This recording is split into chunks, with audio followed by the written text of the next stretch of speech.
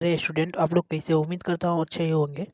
तो आप लोगों के लिए अब फिर से मध्यकालीन इतिहास शुरू हो गया है, जो कि आज लाया हूँ आप लोगों के लिए राजपूत काल से टॉप 40 क्वेश्चन, जो कि सभी एग्जाम में पूछे जाते हैं और आप लोगों के एग्जाम के लिए यूजफुल होगा और रिवीजन के तौर पे पूरा हो जाएगा। ठीक है, तो चलिए बिना टाइम वेस्ट किए आप लोगों का शुरू करते हैं।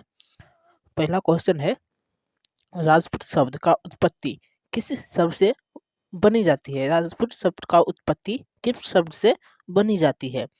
तो वो राजपूत जो है, राज प्लस पुत्र, सही होगा राजपुत्र। ठीक है, ऑप्शन नंबर ए सही होगा। चलिए अगला क्वेश्चन देखते हैं।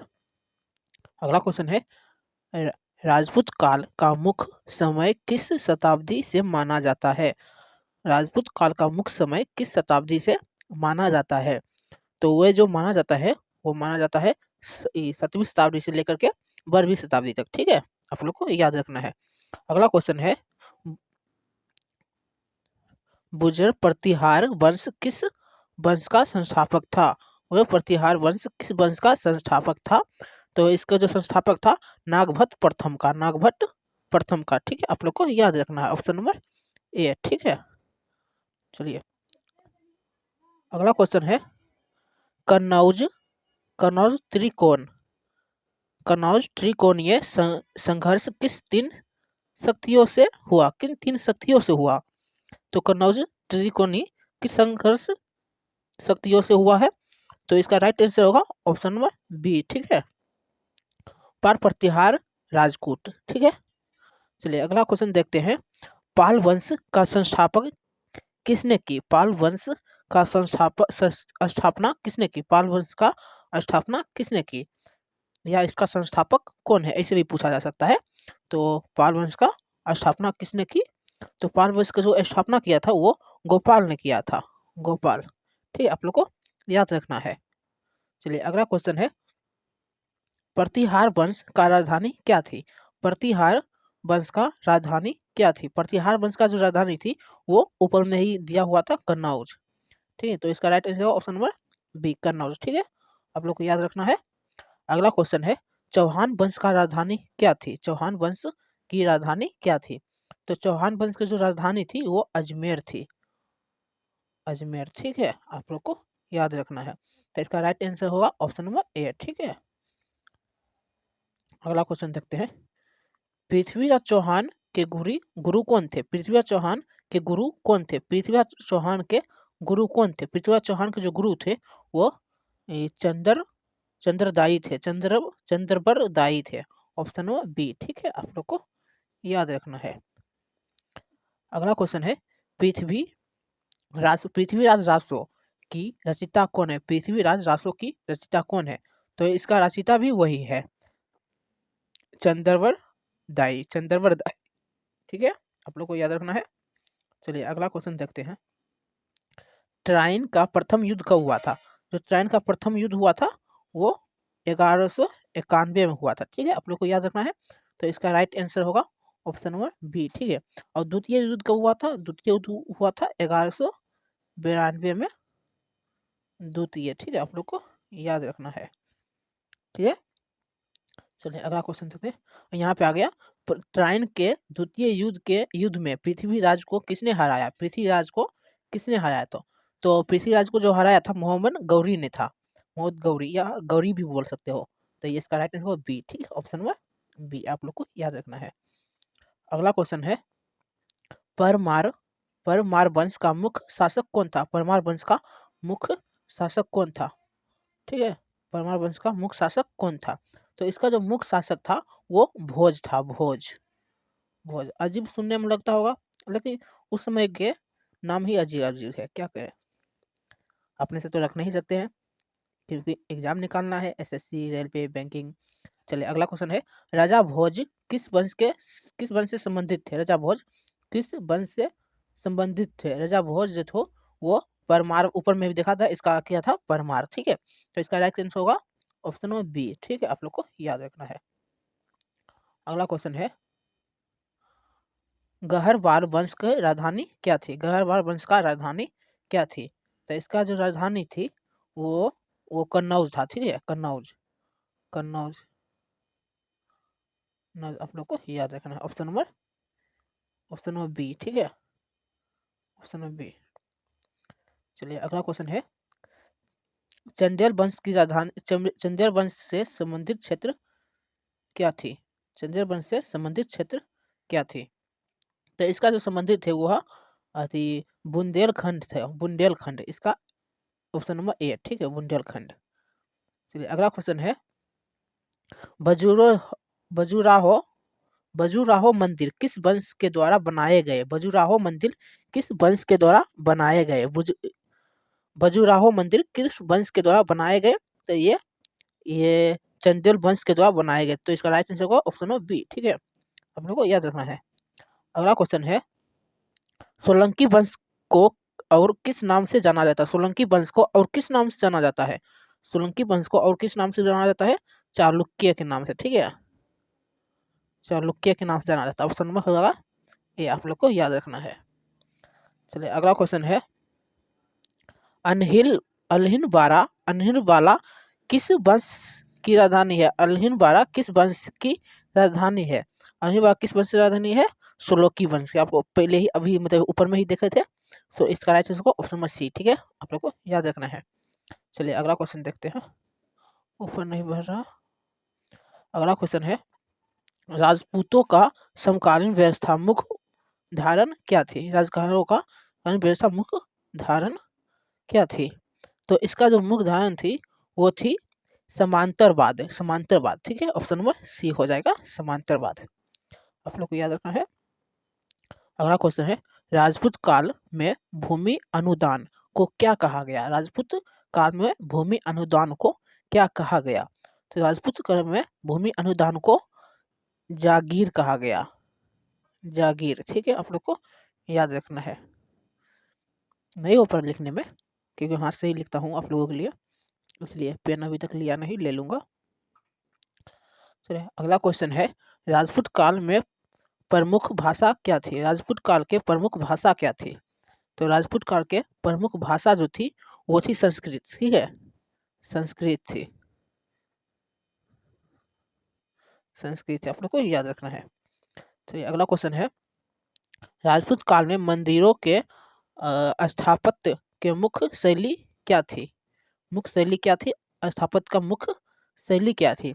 तो उसका मुख्य शैली जो नगर था, नगर, ठीक, आप लोग को याद रखना है। अगला क्वेश्चन है, राजपूतों की युद्ध नीति किस पर आधारित होती है? राजपूतों की युद्ध नीति किस पर आधारित होती है? तो ये जो होता है, एक मिनट, ये जो होता है ये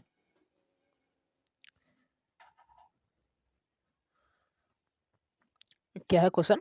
राजपूतों का युद्ध नीति किस पर आधारित है? किस पर आधारित है? तो ये जो आधारित होता है, ऑप्शन देखने दो, ये छापा मार पे नहीं होता है, हाँ, ये वीरता व्यक्तिगत शैली पे होता है, ठीक है, वीरता व्यक्तिगत शैली पे। अगला क्वेश्चन है, जौहर प्रथा का संबंध किससे है? जौहर प्रथा का संबंध किससे है? जो जौहर प्रथा का जो संबंध थे वो राजपूत के स्त्रियों से थे, ठीक है, स्त्रियों से, आप लोग को याद रखना है, स्त्रियों से।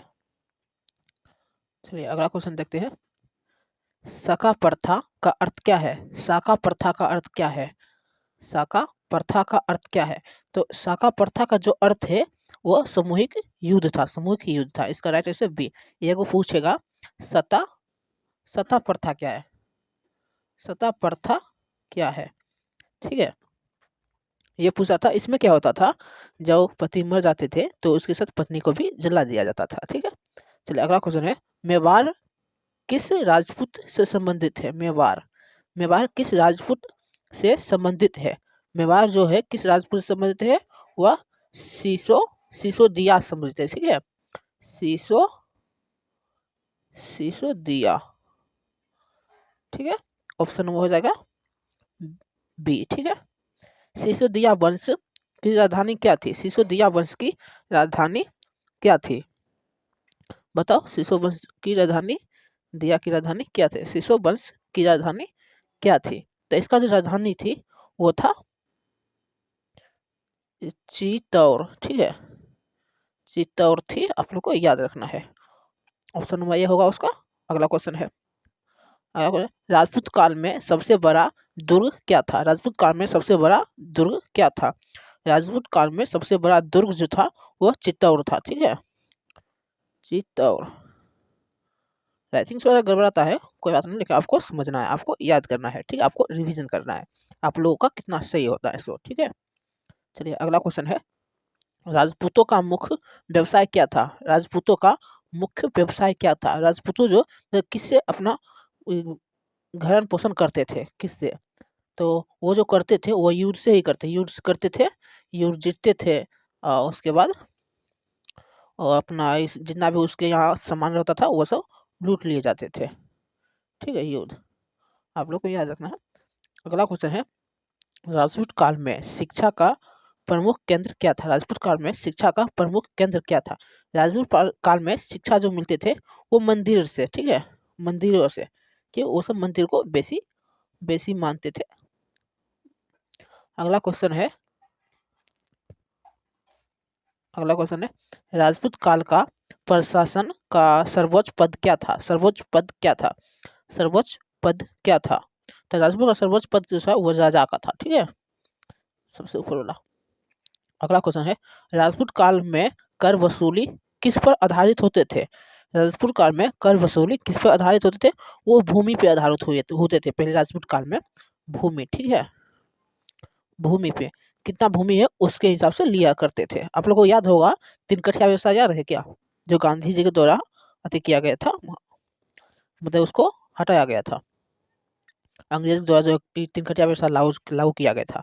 अगला क्वेश्चन है, राजपूत काल में सबसे प्रसिद्ध कवि कौन थे? राजपूत काल में सबसे प्रसिद्ध कवि कौन थे? राजपूत काल में सबसे प्रसिद्ध कवि जैसे चंद्रबर दाई ही थी, चंद्रबर दाई, चंद्रबर दाई, ठीक है, आप लोग को याद रखना है। चलिए अगला रहता है, रणथंभौर दुर्ग किस वंश से जुड़ा था? रणथंभौर दुर्ग किस वंश से जुड़ा था? किस वंश से जुड़ा था? ये जो जुड़ा था चौहान वंश से, ठीक है, चौहान वंश से, आप लोग को याद रखना है।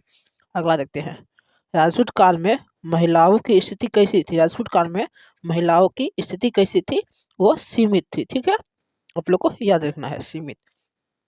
अगला है, राजपूत काल में मुख्य खेल क्या थे? राजपूत काल में मुख्य खेल क्या थी? राजपूत काल में मुख्य खेल क्या थी?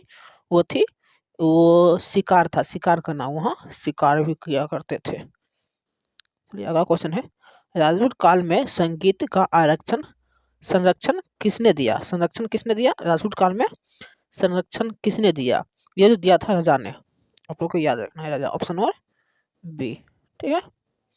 अगला देखते हैं, राजपूत काल में मंदिर किस कार्य के केंद्र थे? किस कार्य के केंद्र थे? किस कार्य के केंद्र थे? वो जो केंद्र थे वो शिक्षा और संस्कृति के थे, ठीक है, शिक्षा और ऑप्शन नंबर बी, आप लोग को याद रखना है। अगला क्वेश्चन है, राजपूतों का कमजोरी का मुख्य कारण क्या था? राजपूतों का कमजोरी का मुख्य कारण क्या था? मुख्य कारण क्या था? राजपूतों का कमजोरी का मुख्य कारण क्या था? मैं जो 2 बार 4 बार बोलता है इसलिए क्योंकि आप लोग को याद हो सके ज़्यादा से ज़्यादा, क्योंकि आपको रिवीजन भी साथ साथ हो जाए और उसके बाद याद भी हो जाए, इसलिए 2 बार 3 बार 4 बार जितना उतना बार बोलते हैं ताकि आप लोग को याद हो। चलो, इसका जो क्या बोले थे क्वेश्चन, राजपूतों की कमजोरी का मुख्य कारण क्या था? राजपूतों का कमजोरी का मुख्य कारण क्या था? वो था वापसी फूट का, ठीक है, आपसी फूट का, आपस में मतलब लड़ झगड़ जाते थे आपस में ही, ठीक है, आप लोग को याद रखना है। चलिए अगला क्वेश्चन है, राजपूत काल का अंत किस आक्रमण से माना जाता है? किस आक्रमण से मतलब हो गया? राजपूत काल का अंत किस आक्रमण से हो? तो वो जो कुछ कौन सा आक्रमण से, वो मोहम्मद गौरी आक्रमण के, आप लोग को याद रखना है, गौरी जो थे वो आक्रमण है, गौरी गौरी 17 बार आक्रमण किया था, ठीक है, 17 बार आक्रमण किया था, उससे हो गया था। आप लोगों को रिवीजन हुआ कि नहीं, आप लोग कमेंट करके जरूर बता देना। ये लुसेंट से क्वेश्चन लेता हूँ, ठीक है, आप लोग को याद रखना है, लुसेंट का ये है जो कि आप लोगों के लिए मैं बनाता हूँ। आप लोग को ये चैनल को लाइक सब्सक्राइब कर देना, और वीडियो अच्छा लगे तो प्लीज़ चैनल को सब्सक्राइब करके ऑल पे जरूर दे देना। मिलते हैं next video, bye bye, good night.